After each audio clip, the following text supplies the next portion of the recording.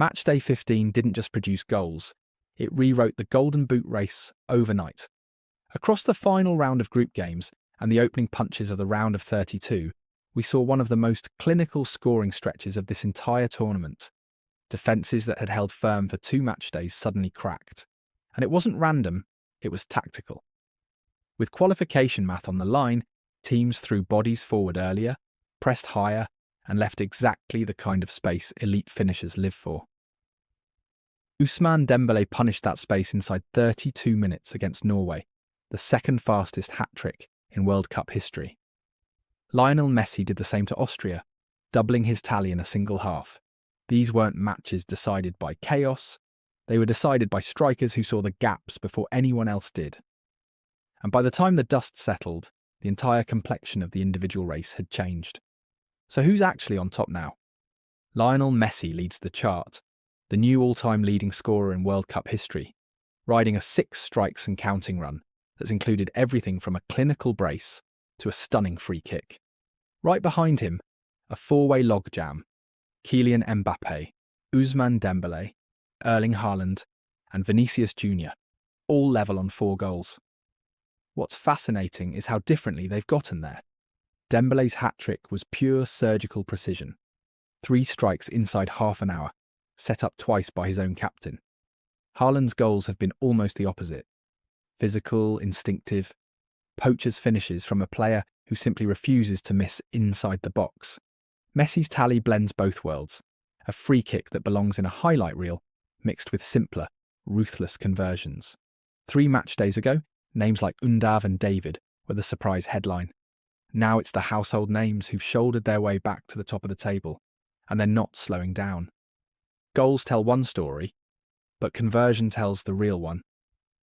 Dembélé's hat-trick against Norway came from a side that, by the numbers, wasn't even dominating the match, which makes his finishing all the more clinical.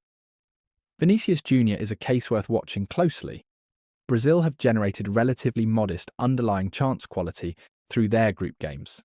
Yet Vinícius keeps finding the net anyway, a sign he's overperforming his expected goals and squeezing maximum value from limited service. That's the mark of a true Golden Boot threat. Not volume of chances, but ruthlessness with the ones that matter. Haaland, by contrast, is the picture of high-volume efficiency, a forward built to convert whatever comes his way inside the box. And Messi continues to do what he's always done, manufacture quality chances out of seemingly nothing, whether that's a dead ball situation or a half yard of space in a crowded box. Don't sleep on the chasing pack. Harry Kane remains within striking distance, a proven Golden Boot winner who knows exactly how to find goals in the latter rounds. But England will need to start scoring more freely for him to truly enter the conversation.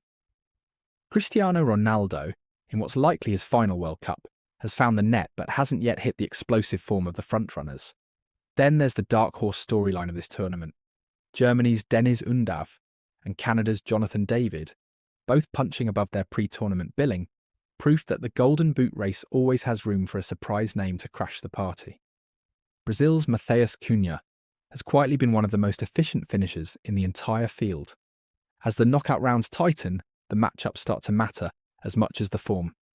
Strikers drawn against highline, attacking defences are about to get very dangerous, while clinical poachers like Haaland could find space disappearing against deeper, more disciplined backlines. So who actually wins this thing? On pure momentum, Messi is the man to beat. 6 goals, the tournament's all-time scoring record, already in his pocket, and a path through the bracket that, so far, has been kind to Argentina. But this is where fitness becomes the wild card. At 38, in what's almost certainly his final World Cup, squad rotation and injury risk loom larger for Messi than for anyone else in this race. Mbappé and Dembélé both have the platform of an informed France side that could play deep into July, while Haaland's ceiling is tied entirely to how far Norway can ride his shoulders. Vinícius has the quality. The question is whether Brazil's underlying numbers catch up to their results. The final verdict: this race likely comes down to mental fortitude as much as raw talent. The player who stays fresh, keeps taking penalties and delivers when his team needs a moment of magic in the knockout rounds. That's who lifts the Golden Boot in July. Right now, that's still Messi's race to lose.